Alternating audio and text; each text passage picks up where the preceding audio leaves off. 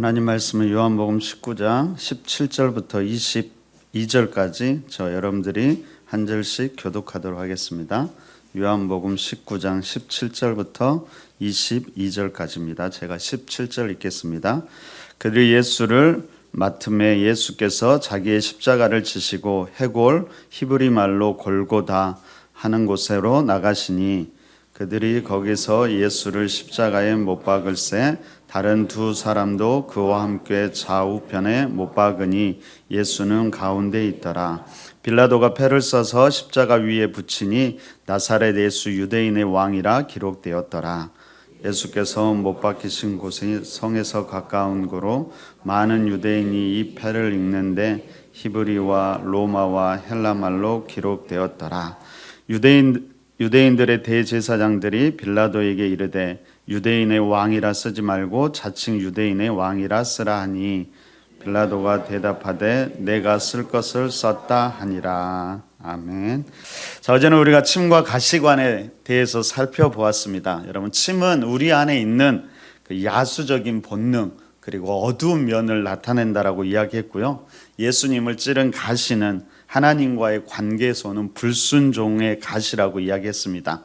그 모든 것을 주님께서 감당하기를 원하셨고 그 모든 것을 가지고 십자가로 가셨음을 기억하시기 바랍니다.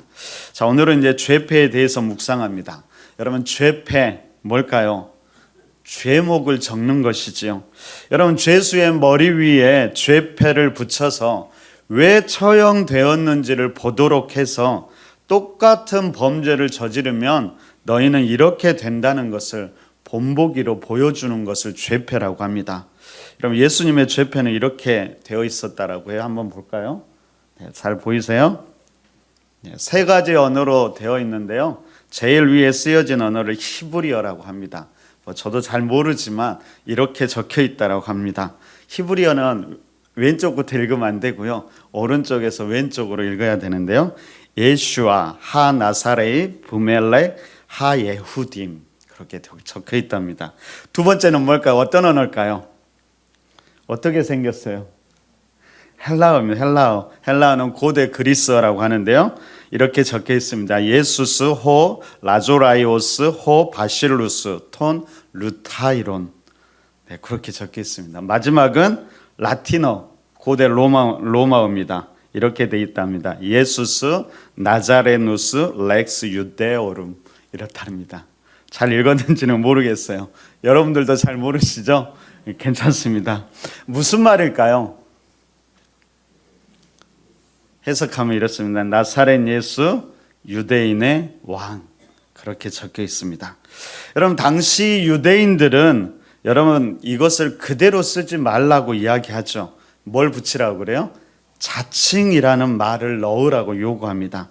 그렇지만 빌라도는 내가 쓸 것을 썼다라고 말하면서 그 요구를 거절합니다. 그럼 빌라도가 왜 이렇게 썼을까요? 그럼 사실 빌라도가 이 죄패를 통해서 말하고 싶었던 것은 아마도 이런 것이었을 것입니다. 이것이 유대인의 왕의 결말이다. 로마인들이 그를 이렇게 처리한다. 이 나라의 왕은 십자가에 못 박힌 죄인이다. 너희들은 똑똑히 봐라. 아마도 그는 이 죄패를 통해서 유대인들을 위협하고 조롱하기 원했고요. 자신이 섬기는 로마의 위대한 그리고 그 힘이 있다라는 것을 보여주고 싶었을 것입니다. 그런데 역설적으로도 바로 이것이 하나님의 뜻을 온 땅에 알리는 도구로 쓰이게 되었다라는 것이지요.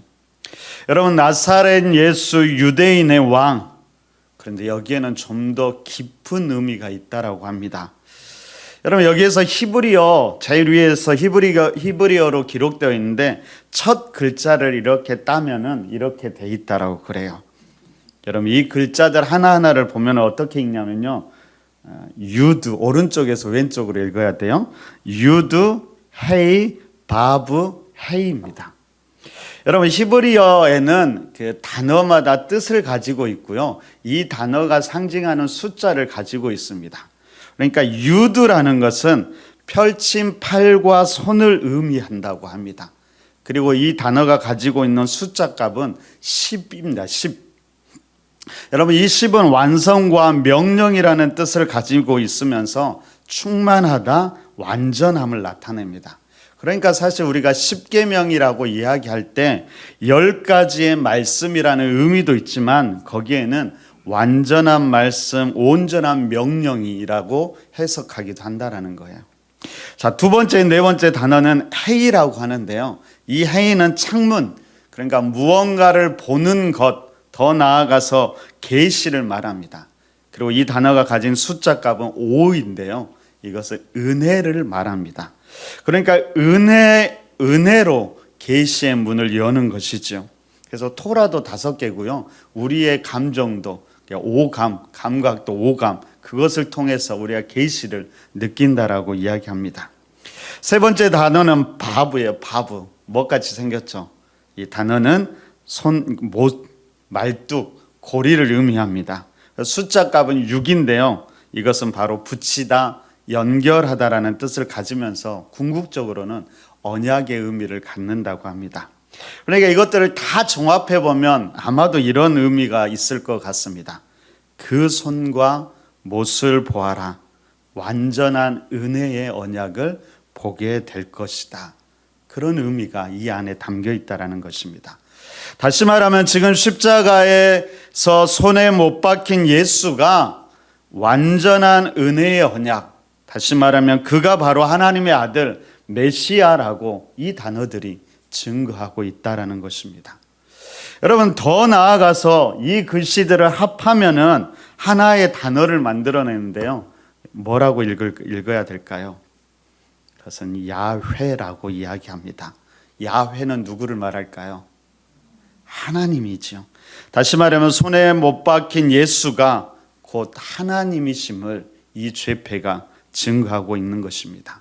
단지 유대인의 왕뿐만 아니라 온 땅의 창조주이고 왕이신 하나님을 보라고 이 죄패가 말하고 있는 것이죠. 여러분, 이것이 원초적인 복음의 내용입니다. 그래서 이 죄패는 원초적인 복음을 우리에게 선포하고 있는 것입니다. 두 번째로 우리는 이 죄패를 보면서 나사렛 유대인의 왕이라는 이 말이 당시 3가지의 언어로 기록되었다라는 것을 주목해야 됩니다. 여러분, 기록된 이 3가지의 언어는 당시의 모든 언어를 상징합니다. 그러니까 히브리어는 당시의 종교적인 언어였고요. 라틴어는 법률과 정치적인 언어로 로마 제국의 공식적인 공용어였고, 헬라어는 온 땅 가득한 문화적인 언어였습니다. 바로 하나님의 이 죄패를 통해서 당시 모든 언어를 가지고 모든 사람에게 예수가 왕이라는 사실을 알리고 있는 것이죠. 그럼 중요한 것은 하나님께서 이 사실을 모든 사람이 듣기를 원하셨다라는 것입니다. 그래서 모든 사람들의 언어로 이 죄패가 지금 말하고 있는 것이죠. 여러분, 놀라운 것은 무엇일까요? 바로 이 죄패에 이 마음을 본 사람이 있고 그가 바로 구원을 얻게 되었다라는 것입니다. 그가 누구인지 아세요? 여러분, 예수님께서 십자가에 못 박힐 때 양옆에는 2 행악자들이 있었다라고 성경은 이야기합니다. 한 행악자는 예수님을 비방했지요. 근데 다른 행악자는 이렇게 이야기합니다. 누가복음 23장 42절을 보니까요. 이르되 예수여 당신의 나라에 임하실 때 나를 기억하소서 하니. 우리 함께 한번 읽어볼까요? 자, 시작. 이르되 예수여 당신의 나라에 임하실 때 나를 기억하소서. 그가 말한 당신의 나라에 임하실 때, 여러분, 이 표현이 예수님을 왕으로 인정했던 것이죠. 그리고 나를 기억하소서라는 것은 나도 그 나라의 백성이 되기 원한다는 강구였습니다. 여러분, 이 강도가 예수님이 왕이라는 사실을 어떻게 알았을까요? 물론 예수님의 소문을 이전부터 듣고 이전부터 예수님을 왕으로 인정할 수도 있었을 것입니다. 그렇지만 만약 그랬다면 그는 행악자의 삶을 살지 않았겠지요. 그리고 지금 십자가에 못 박히지도 않았을 것입니다. 그런데 그는 지금 바로 죽음의 문턱 앞에서 바로 거기에 기록된 죄패를 보고 그것을 그대로 믿었던 것이지요. 그가 지금까지 어떠한 삶을 살아왔는지는 중요하지 않았습니다.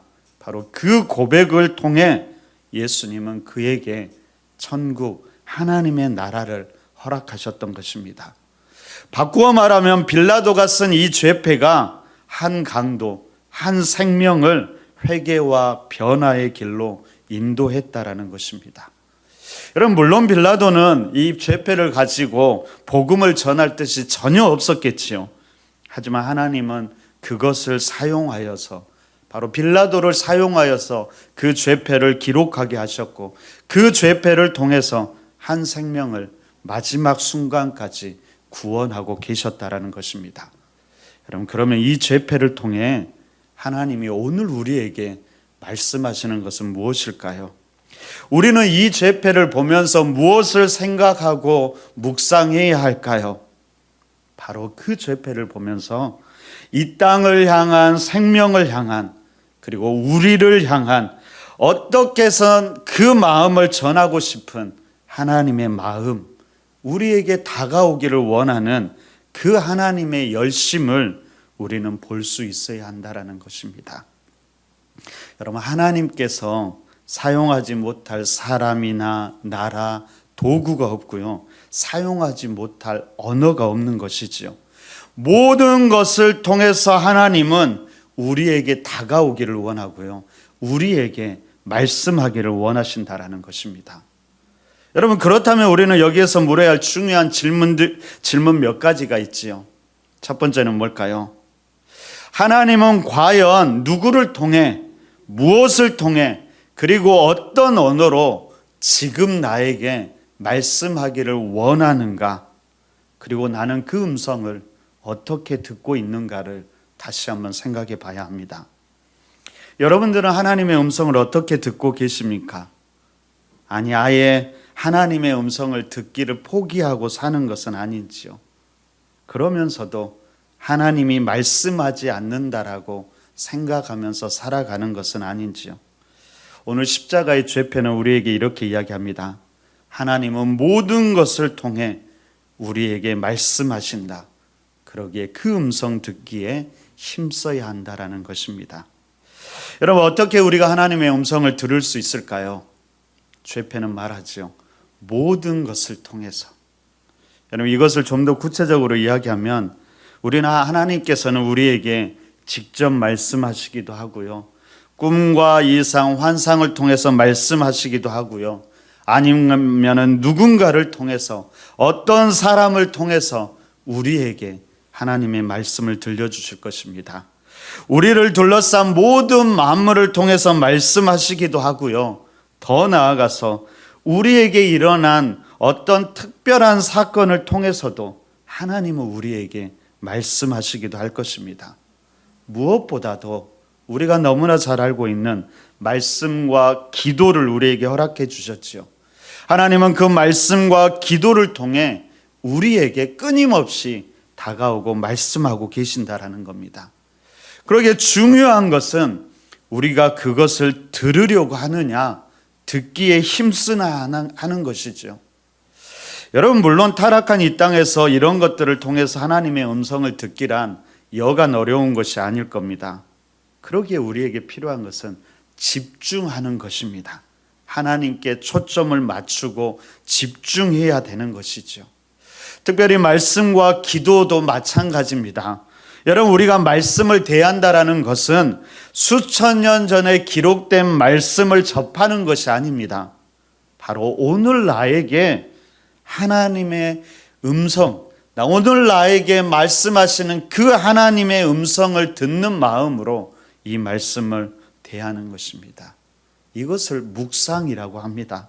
그러니까 여러분, 묵상이란 다른 것이 아니라 오늘 나에게 말씀으로 다가오시는 하나님의 음성을 듣기에 힘쓰는 것, 그것이 바로 묵상입니다. 여러분, 기도는 너무나 잘 알지요. 그런데 잘 알지만 또 잘 안 되는 것이 기도입니다. 여러분, 중요한 것은 기도는 이론이 아니라 실천이라는 것입니다. 다시 말하면 기도는 해야 한다라는 거예요. 기도는 하면서 배우는 것입니다. 그래서 하셔야 되는 거예요. 단지 기도를 통해 우리가 하나님의 음성을 듣고자 할 때 기억해야 되는 것은 끊임없이 하나님과 대화하려고 시도해야 한다라는 것입니다. 묻고 듣고를 반복하는 과정을 거쳐야 되죠. 우리에게 필요한 것은 듣는 과정인 것 같아요. 우리가 하나님께 묻고 간구하는 건 잘하잖아요. 듣는 시간을 가져야 된다라는 거예요. 중간중간 듣는 시간을 갖든지 아니면 여러분이 다 기도하는 것을 마치고 듣는 시간을 갖든지 해야 한다라는 거예요. 그리고 또다시 들려오는 것에 다시 반응하면서 다시 묻고 다시 듣고를 반복해 가야 한다라는 겁니다. 여러분, 많은 경우 말씀과 기도는 함께 병행될 때 우리는 더욱 분명한 하나님의 음성을 듣게 될 것입니다. 여러분, 우리가 기도하다가 어떤 것이 떠오를 때, 어떤 말씀이 떠오를 때 다시 말씀 가운데로 나아가는 것이죠. 그리고 그 말씀 가운데서 다시금 그 말씀을 붙잡고 기도하면서 다시 하나님의 음성을 듣기에 힘쓰는 것입니다. 이렇게 말씀과 기도를 통해서 하나님께 집중하면서 하나님의 음성을 분별하고 하나님의 음성을 듣기를 힘쓰시길 바랍니다. 그렇게 하나님과 교제하고 순종하면서 우리의 믿음의 삶을 더욱 풍성하게 만들어 가시기를 간절히 바랍니다. 두 번째로 우리는 죄패에 기록된 이 세 개의 언어가 온 땅을 향한, 생명을 향한 하나님의 메시지였다라는 것을 기억해야 합니다. 여러분, 중요한 것은 거기에 온 땅과 생명들에게 말씀하시고 다가가려는 하나님의 열심이 그 세 개의 언어에 담겨 있다라는 것이죠. 바로 너의 언어로 너에게 말씀하시겠다라는 것입니다. 여러분, 이 죄패처럼 우리 또한 우리는 누군가에게 다가가는 하나님의 언어가 되어야 할 것입니다. 우리를 통해서 그를 향한 하나님의 마음이 전해질 수 있어야 하는 것이죠. 그리고 이때 우리는 우리의 방법과 우리의 언어가 아니라 그들의 방법과 그들의 언어로 다가가야 한다라는 사실을 잊지 않아야 됩니다. 여러분, 이 마음을 너무나 잘 알고 순종했던 사도 바울은 고린도전서 9장에서 이렇게 이야기합니다. 우리 고린도전서 9장 20절부터 23절까지 저와 여러분들이 한 절씩 교독하도록 하겠습니다. 20절 제가 읽습니다. 유대인들에게는 내가 유대인과 같이 된 것은 유대인을 얻고자 하며 율법 아래에 있는 자에게는 내가 율법 아래에 있지 아니하나 율법 아래에 있는 자같이 된 것은 율법 아래에 있는 자들을 얻고자 하며 율법 없는 자에게는 내가 하나님께는 율법 없는 자가 아니요 도리어 그리스도 율법 아래에 있는 자이나 율법 없는 자와 같이 된 것은 율법 없는 자들을 얻고자 함이라.